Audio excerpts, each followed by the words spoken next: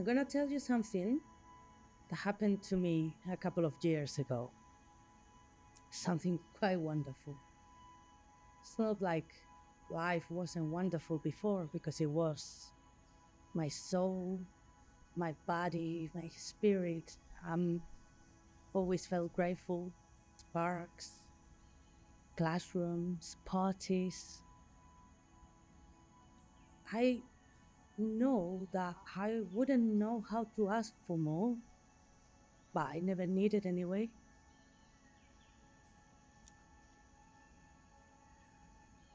By chance or fate or a combination of both, I happened to be sitting down in a bench by the river,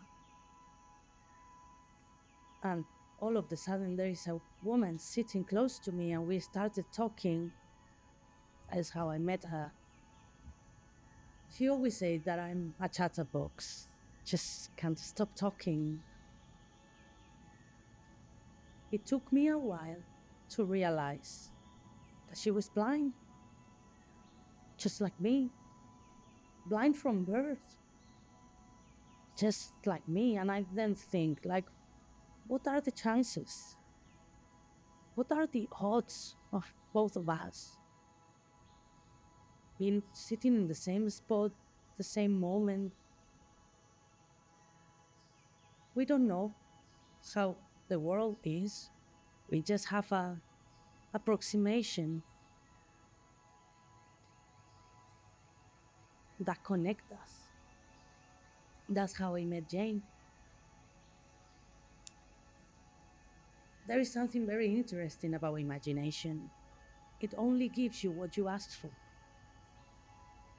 nothing more. So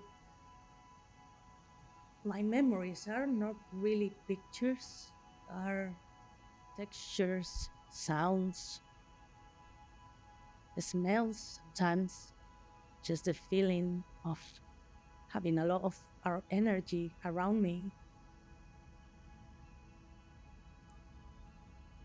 I'm always heard that I look like my dad, but I never really knew what that meant. Some people say that I have exactly the same smile as him, that I have exactly the same way to look at people as him. So then I imagine my dad, and by imagining him, I managed to imagine myself. Jen and I can see the world, and we can spend hours talking about it and create a picture that we both share of that invisible world.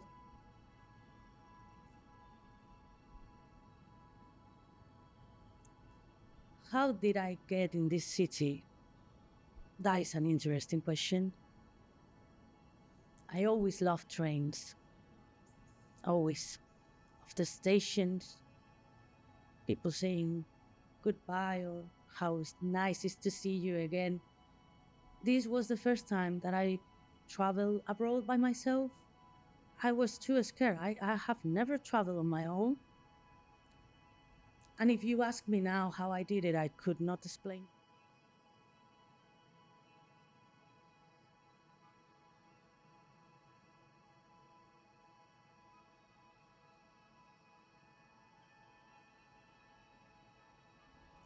Her voice is soft, like if she doesn't use it much. Her laugh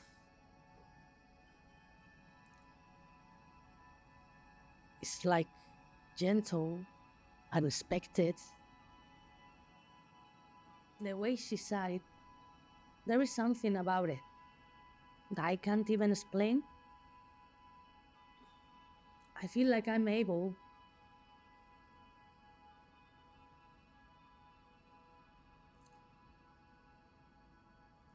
I feel like I'm able to see her face when she sighed. It's funny how we have never seen the world, but we can constantly argue about it. We will have discussions about how we imagine things that we have never seen before. And for some reason, it made sense. I will ask to her, "Can you pass me the red cup?" And we will laugh, and then we will spend half an hour discussing what red even look like. It wasn't always easy though. Fucking hell. It wasn't easy to move to a new city by myself and starting a life. My family hated me. Now it's funny.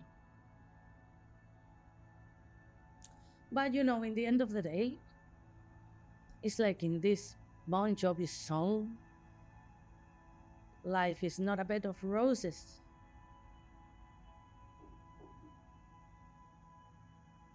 We have never seen the world, and my world has changed completely since she was around. Places have no pictures, and not really pictures what I have in my head.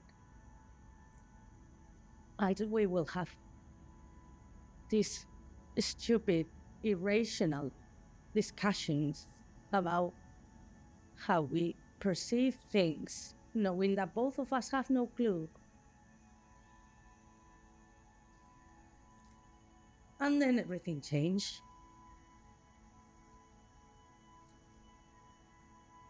Jane's illness happened to appear out of nowhere.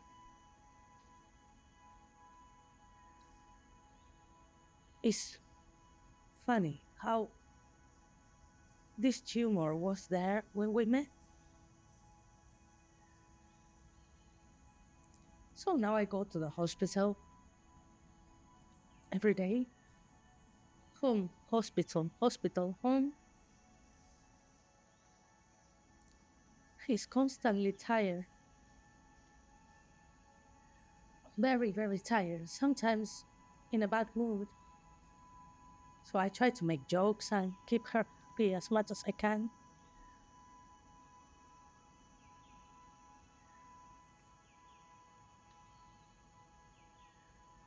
One day she said to me that she doesn't want to be here anymore.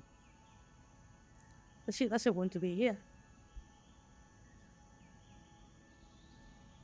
And what can I do? What can I do? And then I trace the lines on her palm again.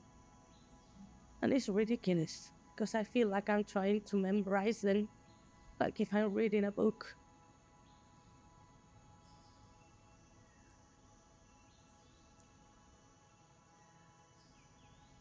Life is funny. You can pass through a new door every time you want in life, but nobody teaches you how to deal with what happens after. How we cannot reject experiences just because we are not ready to let them go.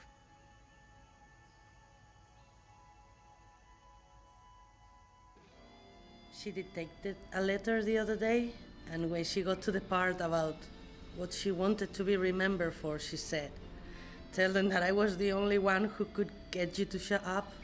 We laugh, and then she started coughing, and I panic. Then we laugh again, and then silence, and more silence. For how long we will be able to keep the things we have waited for all our lives? And when they are gone, for how long do we keep waiting for something that won't come back?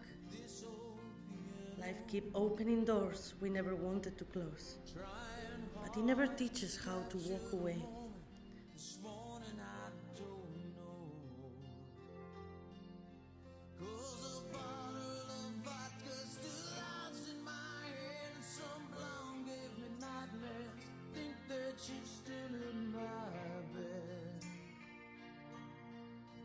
As I dream about movies they won't make of me when I'm dead.